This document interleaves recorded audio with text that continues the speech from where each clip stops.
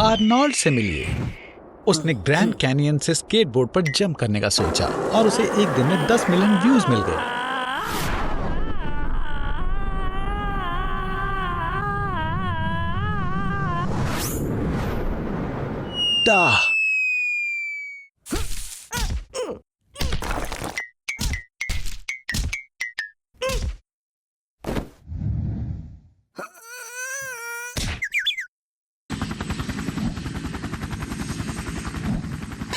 Arnold, ये बस तुम्हारा स्टाइल है। हाँ, आज का दिन तुम्हारे लिए अच्छा नहीं था। तुम एकदम हारे हुए लग रहे हो, पर यह अच्छी बात है कि तुमने बहुत से लोगों को खुशियां दी हैं। रुको, क्या तुम कोमा में चले गए हो? तुम्हें देखकर लग रहा है कि तुम मर चुके हो, पर तुम अंदर से जिंदा हो। कोमा में आपको बाहर की बातों का पता नहीं चल पाता है। इसकी वजह से आप सबसे अच्छे के-पॉप फैन बन सकते हो और आप एक ही गाने को सालों तक सुन सकते हो। लोग कोमा में कुछ दिन के लिए भी रह सकते हैं और बहुत सारे सालों के लिए भी। एडवर्ड ओबारा 16 साल की उम्र में कोमा में गई थी और इस तरह से उसने 42 साल बिता दिए थे। पेशेंट के हिसाब से उनको कोमा के वक्त किसी अजीब तरह का एहसास होता है। वो लंबे और खाली कॉरिडोर्स, मेजेस में चलते रहते हैं और उनके साथ बहुत सी अजीब चीजें होती रहती हैं। कोमा की डिग्री को ग्लासगो कोमा स्केल से नापा जाता है, जिसमें 15 पॉइंट पर आप पूरी तरह ठीक हो जाते हो और 3 पॉइंट पर आपका ब्रेन डेड हो जाता है। आर्नोल्ड, वो मशीन बंद करने वाले हैं। उठ जाओ, मैं तुमसे वादा करता हूँ तुम्हारे ऊपर कोई एक्सपेरिमेंट नहीं होने वाले हैं। टनल के अंत में लाइट जरूर मिलेगी। चलो आर्नी, तुम ये कर सकते हो। तो तुमने अच्छा काम करने का फैसला ले लिया। ये सब सिर्फ डोनट्स के लिए है? ओह, तुम बेवकूफ। खैर, चिंता मत करो, आज तुम्हें बहुत अच्छे काम करने का मौका मिलेगा। पूरा प्लैनेट चाइना के डायरिया वायरस से इन्फेक्टेड है, पर मैंने तुम्हारे खून को बना दिया है एकमात्र मौजूदा वैक्सीन। दुनिया में 7 बिलियन लोग हैं और सब तुम्हें ढूंढ रहे हैं। 195 कंट्रीज ने तुम्हारी फोटोज हर मुमकिन मीडिया पर पोस्ट कर दी है। तुम सभी पुलिस डेटाबेस में हो, ना कि सिर्फ दुनिया की पुलिस में, पर सारी बेस्ट स्पेशल फोर्सेस दुनिया में तुम्हारे पीछे हैं। MI6 ब्रिटिश इंटेलिजेंस, जो लगातार 100 सालों से 24 घंटे काम कर रहा है। ISI पाकिस्तान का इंटर डिपार्टमेंटल इंटेलिजेंस एजेंसी, दुनिया में सबसे बड़ी रेजिडेंसी के साथ 10,000 एजेंट्स। द CIA, ध्यान से आर्नी, वो लोगों पर अत्याचार करते हैं। कैनेडियन इंटेलिजेंस सर्विस, $507 मिलियन के सर्च बजट के साथ। क्या तुम्हें सच में लगता है कि तुम उन सब से छिप सकते हो? तुम सोशल मीडिया में हर स्मार्टफोन में हो। तुम ग्रेटा थुनबर्ग से भी ज्यादा मशहूर बन चुके हो। मुझे यकीन है कि वो अब तुमसे जलेगी। आखिरकार तुम असल में इंसानियत को बचाने में मदद कर सकते हो। बस उन्हें अपना खून दो, आखिरी बूंद तक। सभी देशों की इलाइट स्पेशल फोर्सेस तुम्हारे लिए आ रही हैं। US navy seals, French national gendarmerie, Chinese snow leopards. पर जाहिर है, कोई आम स्टूडेंट भी तुम्हें पकड़ सकता है। बिग ब्रदर तुम्हें देख रहा है। न्यूयॉर्क शहर में अकेले वहां 20,000 सर्वेलेंस कैमरास हैं। वो फोटोज लेते हैं, चेहरे पर खास फीचर्स, नाक, आंख, मुंह के बीच की दूरी की तुलना करते हैं। डेटा पर्सन के न्यूमेरिक कोड में बदल गया, एक फेस प्रिंट, और इसे डेटाबेस के साथ वेरीफाई किया जाता है। इसके अलावा डार्कनेट पर कोई भी कैफे, हॉस्पिटल्स, शॉपिंग सेंटर्स, यहाँ तक कि FBI मेन हेडक्वार्टर्स के पास के वीडियो कैमरास के इमेज डेटाबेस खरीद सकता है। मतलब वो पता लगा सकते हैं कि तुम 5 मिनट पहले कहाँ थे। इसे पकड़ो। ये बिल्ट इन इंफ्रारेड LED वाले ग्लासेस तुम्हें कैमरा से अपना चेहरा छिपाने में मदद करेंगे। उनके लिए तुम्हारा चेहरा ग्लोइंग ब्लाइंड स्पॉट जैसा दिखेगा। थोड़ा सा रुको, तुम बैटरी भूल गए थे। इतना काफी नहीं है, तुम्हें भेस बदलने की जरूरत है। इतने सारे डोनट्स खाने का आइडिया बेकार था। उन्होंने गैसों के एक्सेसिव एक्यूमुलेशन को उकसाया। हवाओं को बाहर निकालो। तुम अच्छे लग रहे हो, पर ब्यूटेरिक एसिड की स्मेल से सर्च डॉग्स तुम्हें ढूंढ लेंगे। तुम्हारे पसीने का ऑडोरस कंपोनेंट ये मदद नहीं करेगा कि उस 10 मंजिला इमारत की छत पर या कंक्रीट के नीचे 15 फीट की गहराई में कुत्ते को आपके सूंघने के लिए सिर्फ 1 ग्राम पसीना काफी है। अकेले यूनाइटेड स्टेट्स में लगभग 7 मिलियन ड्रोन्स हैं। लहराना बंद करो और इस खास हथियार को ड्रोन के खिलाफ ले लो। ये गन इलेक्ट्रोमैग्नेटिक एमिशंस की एक वाइड स्ट्रीम को निकालती है, इसलिए तुम्हें निशाना लगाने की जरूरत नहीं है। ये इंटरफेरेंस स्ट्रीम ड्रोन को कवर करने के लिए काफी है और फिर ये अपने पेट से संपर्क खो देगा और कंट्रोल खो देगा। तुमने क्या कर दिया? भीड़ में से बाहर निकलो बददिमाग।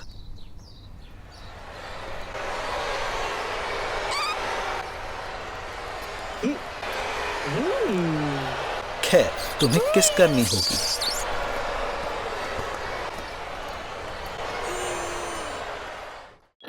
चिंता मत करो आर्नोल्ड, अगर तुमने सही जवाब दिए तो वो तुम्हें जाने देंगे। तो गेस करो कि फोटो में क्या है।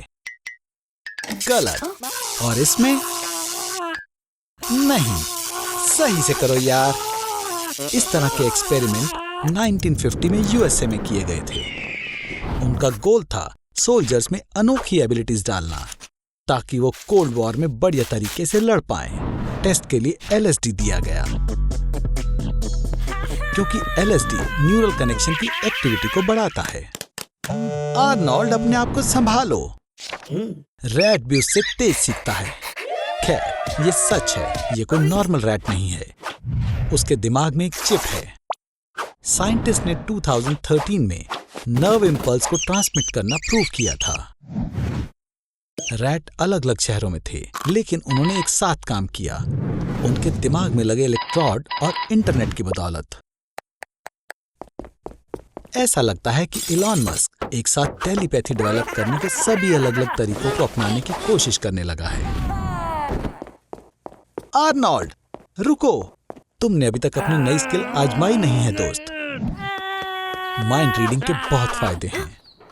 अब लोग तुमसे कुछ नहीं छिपा सकते, लेकिन मुझे तुम्हें वार्न करना होगा। उनकी सोची हर बात तुम्हें पसंद नहीं आएगी। रिश्तों में इसका फायदा भी है। तुम तुरंत जान सकते हो कि तुम्हारा पार्टनर तुमसे सच में प्यार करता है या नहीं। तुम जानवरों की भाषा समझ सकते हो और तुम अपना परफेक्ट मैच ढूंढ सकते हो। लेकिन क्या होगा अगर सभी लोग एक दूसरे के दिमाग को पढ़ सकें? झूठ या फरेब के बिना एक दुनिया, या शायद नहीं। हे मिस्टर, नाराज मत होना अगर उसने सोचा कि तुम्हारी नाक बहुत लंबी है। हे भगवान, ये तो मुसीबत है। नहीं आर्नी, रुको, इसके बारे में सोचना भी मत। तैयार है। तुम्हारे बिल्कुल सामने नई जनरेशन की डेलोरियन खड़ी है।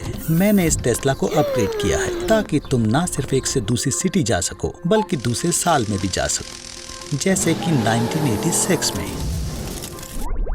ये काम किया। हम चेर्नोबिल न्यूक्लियर पावर प्लांट में हैं, बस डिजास्टर से कुछ मिनट पहले। आर्नोल्ड, कैमरा लाओ। तुम इस धमाके को शूट करोगे और मैं इस वीडियो को YouTube पर पोस्ट करूंगा। मैं कह रहा हूँ कम से कम 20 मिलियन व्यूज तो पक्का मिलेंगे। क्या बैटरी खत्म हो चुकी है? इसे चार्जिंग पर लगाओ। ये एक यूरोपियन आउटलेट है। बेवकूफ, तुम्हें एक अडेप्टर की जरूरत है, या शायद अब नहीं। आर्नोल्ड, तो ये सब तुम्हारी वजह से हुआ। इससे कोई फर्क नहीं पड़ता। तुम्हें यहाँ से निकलने की जरूरत है, जल्दी। ग्लव बॉक्स में पावर बैंक है, उसे कार से प्लग करो। डैम इट, इसे चार्ज होने में कम से कम 60 सेकेंड्स लगेंगे। प्रोटेक्टिव सूट निकालो। चलो, सिर्फ आसपास देखने से तुम्हें कभी नहीं पता चलेगा कि तुम रेडिएशन जोन में हो, लेकिन वास्तव में यहाँ बहुत ज्यादा रेडिएशन है। ये वो नहीं है जिसकी मुझे उम्मीद थी। शायद तुम्हारे बैग्स किसी से बदल गए हैं। 500 रैंटगेन से ज्यादा रेडिएशन के साथ तुम्हारे बाल और नाखून तुरंत झड़ जाते हैं। तुम्हारी त्वचा लाल हो जाती है और वो सभी बीमारियां जो तुम्हें मिली हैं बदतर हो जाती हैं। लेकिन तुम लकी हो आर्नोल्ड, तुम्हें इतना दर्द महसूस नहीं होगा क्योंकि तुम कोमा में चले जाओगे। 3, 2, ओह, तुम पहुंच भी गए। ये इस वजह से है कि यहाँ रेडिएशन प्रति घंटा 20,000 रैंटगेन्स है और ये तकनीक इस हमले को संभाल नहीं सकती है। तो हमें यहाँ से निकलना होगा। बैटरीज 2020 में जाने के लिए और ये मेरी पसंदीदा मछली है। मैं इसे टॉबी बुलाता हूँ। आज मैं इनके दिमाग की अदला बदली करूँगा। सब तैयार हो टॉबी? तो चलो देखें ये कैसा हुआ। आर्नोल्ड, अगर ये तुम हो तो 3 बार गर्गल करो। अब अपने फिन हिलाओ। ठीक है, घूमो, एक बैक फ्लिप करो। हाँ, अब मैं देख सकता हूँ कि ये पक्का तुम हो। Toby, bad boy, bad. Aquarium वापस रखो। वुप्स, आर्नोल्ड, अपनी सांस रोको। अगर तुमने गैस्ट्रिक जूसेस को इनहेल किया तो तुम मर जाओगे। जब तुम खाने की नली से गुजर रहे हो तो हमारे पास पेट के सभी एसिड को बाहर निकालने के लिए 7 सेकंड का समय है। क्या तुम बेहोश हो गए? एक असली पिराना की तरह। जब वे झुंड में होते हैं तो वो 10 मिनट में आसानी से पूरी गाय को खा जाते हैं, लेकिन जैसे ही पिराना अकेला होता है तब वे एक हल्की आवाज में ही ढेर हो जाता है। मछली को काफी ताजा पानी की जरूरत होती है, इसलिए हमने 4 लीटर के पेट को पूरा भर दिया। ये लो, स्नैक लो। टॉबी का मनपसंद खाना, लेकिन दांतों के साथ सावधानी बरतें। पिराना का बाइट अर्थ में सबसे ज्यादा मजबूत होता है, डायनासोर से भी ज्यादा। आखिरी चीज जो तुम चाहते हो वो है तुम्हारे पेट में छेद। वैसे मेरे पास एक प्लान है टॉबी। अपना मुंह खोलो और आर्नोल्ड को बाहर निकालने की कोशिश करो। आर्नोल्ड, तुम बाहर की ओर आओ। चलो भी दोस्तों, एक साथ करो। आर्नोल्ड, लगता है तुम अंदर और बाहर जाने के रास्ते में कंफ्यूज हो। अपना गूगल मैप बंद करो और क्रॉलिंग शुरू करो। टॉबी, तुम उसके वहां से सूखे बाहर निकल नहीं पाओगे। अब मैंने अपना 5 लीटर का एनिमा बैग कहाँ रखा है? ओह, ये रहा। ये बेहतर है। अब तुम्हें बस 4 मीटर और तैरना है। बेकार चीजें खाते हो तुम। मैंने 90 से टैमागोची नहीं देखा। पानी लगभग खत्म हो गया। लाइट तक पहुंचो।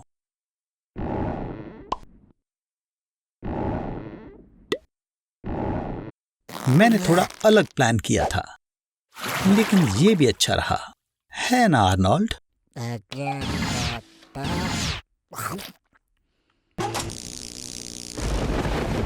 हे आर्नोल्ड, क्या पढ़ रहे हो? सबसे पहला, उसके चेहरे पर डरावना मास्क हो सकता है।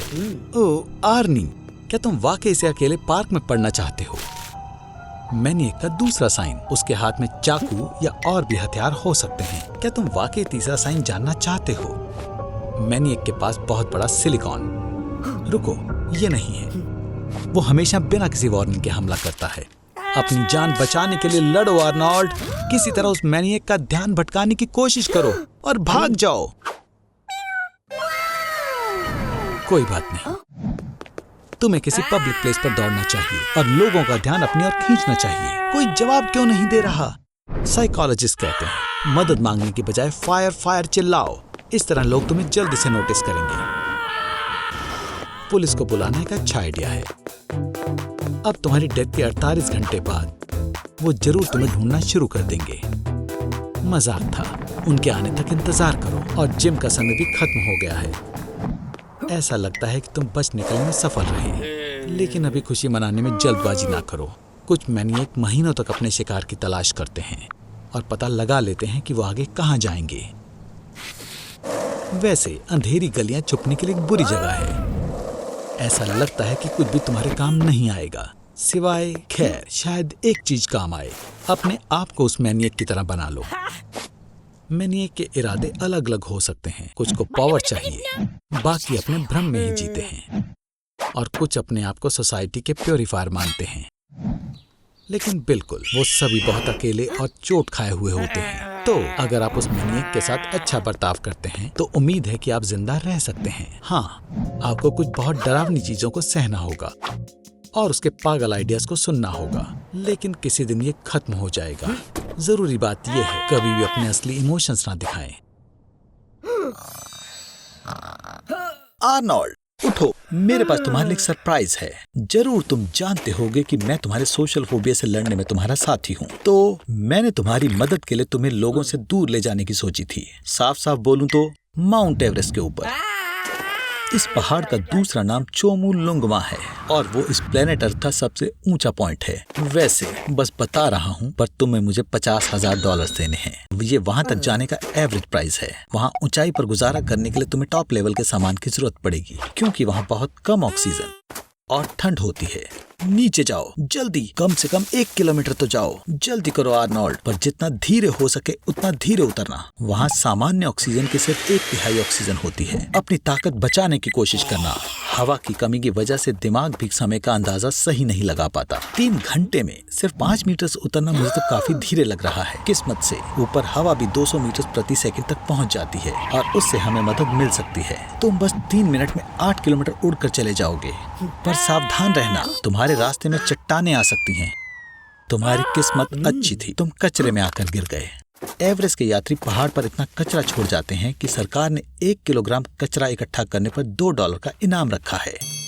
मुझे लगता है तुम मेरे $50,000 चुकाने की कोशिश कर रहे हो। आर्नोल्ड, इतनी तेजी से सांस लेने की कोशिश ना करो। -60 डिग्री सेल्सियस में तुम्हारे लंग्स भी सूखने लग जाते हैं। पहाड़ों की खांसी इतनी खतरनाक होती है कि तुम्हारे रिब्स भी टूट सकते हैं।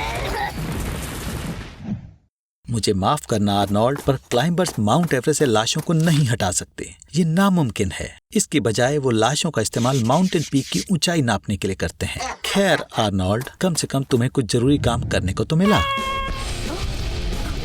मुझे लगता है तुम यहाँ आकर बहुत खुश हो दोस्त, खासकर जब तुम एक जमा देने वाली ठंडी जगह से आए हो। पर मुझे लगता है कि तुम इसके कुछ ज्यादा ही मजे ले रहे हो। हेलो आर्नोल्ड, तुम्हें ऑक्सीजन की कमी की वजह से भ्रम दिखाई देने लगे हैं और कोई तुम्हें कैंप फायर तक ले आया। मुझे खुशी है कि तुम उठ गए, पर हमें अभी भी 6 किलोमीटर और चलना है। बदकिस्मती से मुझे नहीं लगता कि तुम्हारे पास घर जाने जितनी ताकत बची है। पर रुको आर्नोल्ड, मेरे पास एक आइडिया है। तुम मार्को सिफ्रेडी का कमाल दोहरा सकते हो। 2001 में वो माउंट एवरेस्ट से स्नोबोर्ड पर उतरे थे। मुझे तुम पर विश्वास है आर्नोल्ड।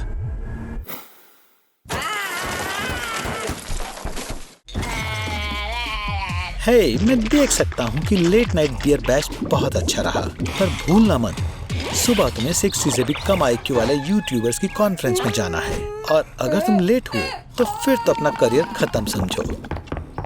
टॉयलेट जाने के लिए बिल्कुल समय नहीं बचा है, तुम्हें रोक कर रखना पड़ेगा दोस्त।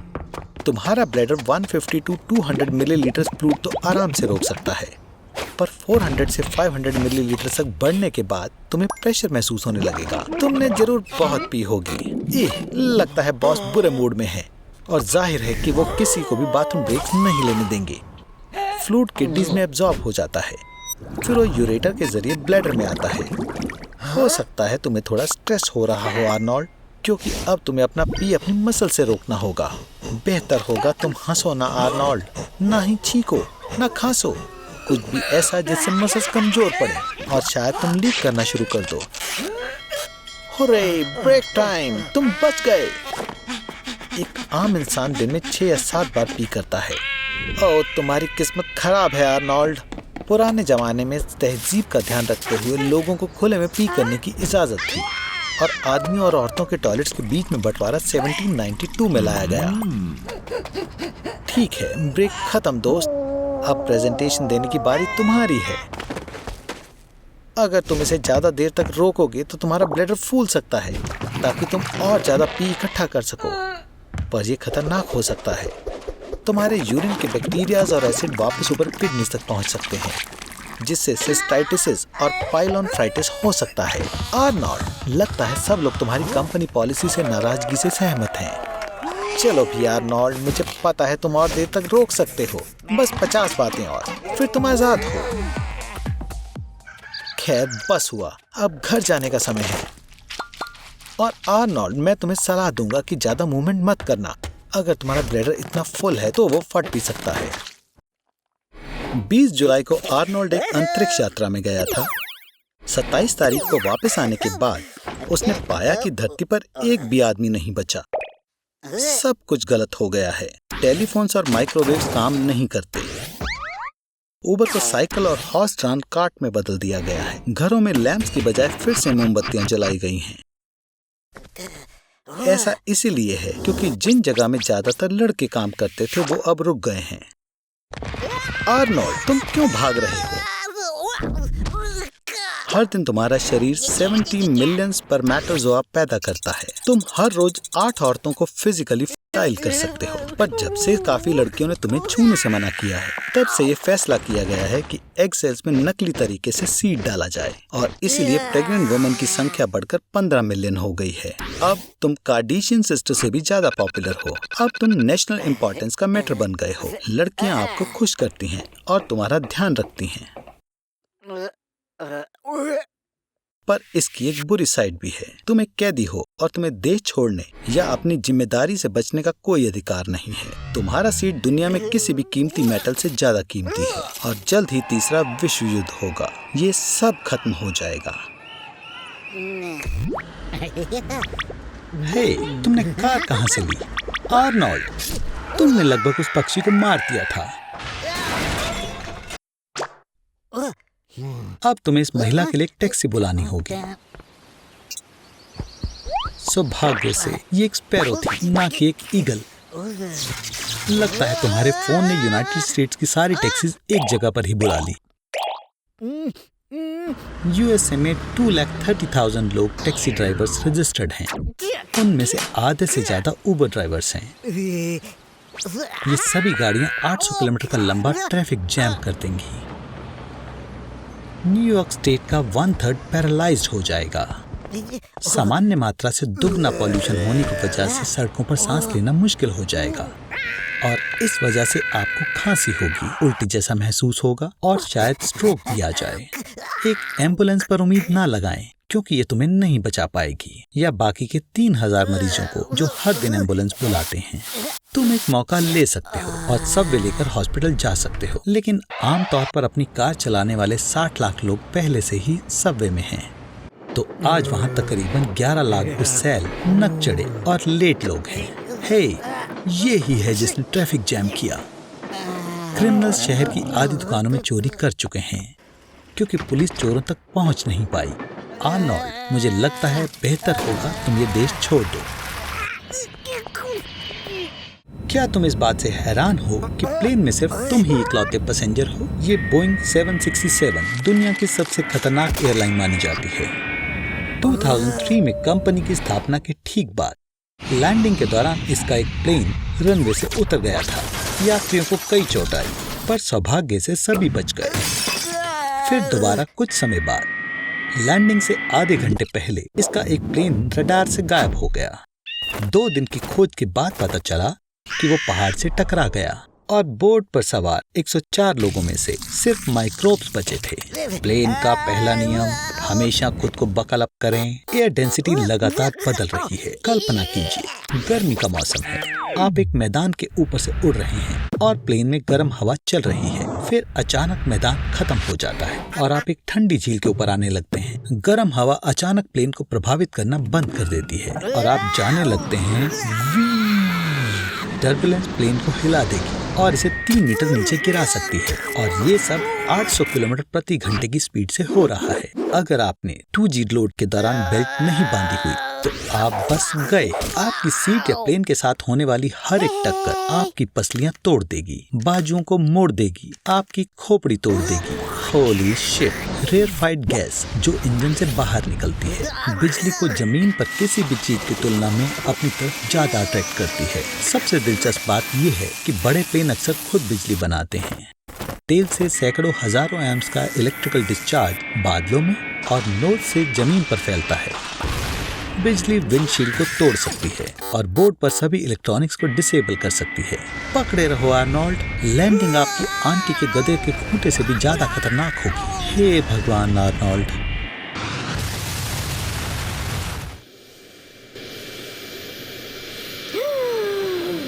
माफ करना, लेकिन तुम भाग नहीं सकते। यहाँ तक कि 5,000 मीटर की ऊंचाई पर भी तुम्हें अपने YouTube चैनल पर काम करना होगा। तुम कहाँ के लिए उड़ रहे हो? कम से कम नक्शा तो देख लो। ओह, ऐसा लगता है तुम उड़कर सीधे बर्मुडा ट्रायंगल आ गए हो। अफवाहों के मुताबिक यहाँ अक्सर प्लेन्स और शिप्स गायब होते हैं। आर्नोल्ड, तुम्हारे जेट विंग्स और कपड़े कहाँ गए?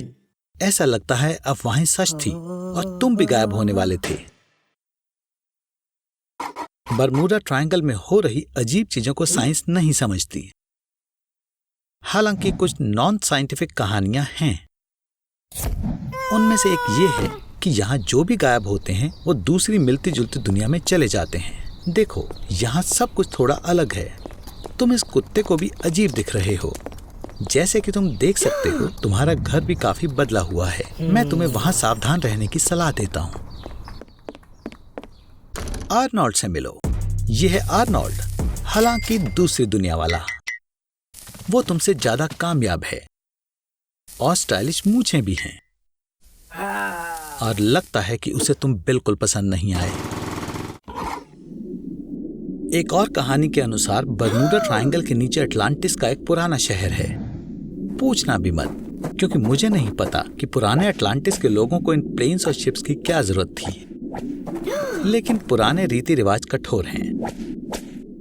तुम्हारे जैसे को तो वो तुरंत गुलाम बना लेंगे, और अगर तुमसे वो नहीं संभला तो तुम्हें स्टीम बोट के फ्यूल में बदल देंगे। सावधान आर्नोल्ड, नए जहाज आ रहे हैं।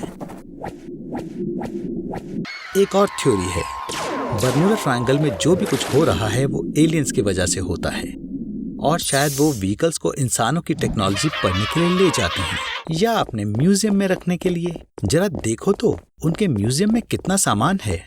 क्योंकि एलियंस को धरती के जीवों के बारे में अच्छे से नहीं पता, तो तुम्हें मशरूम के साथ रखा जाएगा। आर्नोल्ड, बुरा मत मानो, ये तुम्हारे हेयर कट की वजह से भी हो सकता है। तुम्हें ज्यादा देर के लिए बोर नहीं होना पड़ेगा। वो कहते हैं ना, एलियंस अलग अलग कामों के लिए लोगों को उठाते हैं। तुम्हें प्रेग्नेंट होकर एलियंस के बच्चों को संभालना होगा। माफ करना आर्नोल्ड, लेकिन एलियंस को जेंडर के बारे में भी नहीं पता।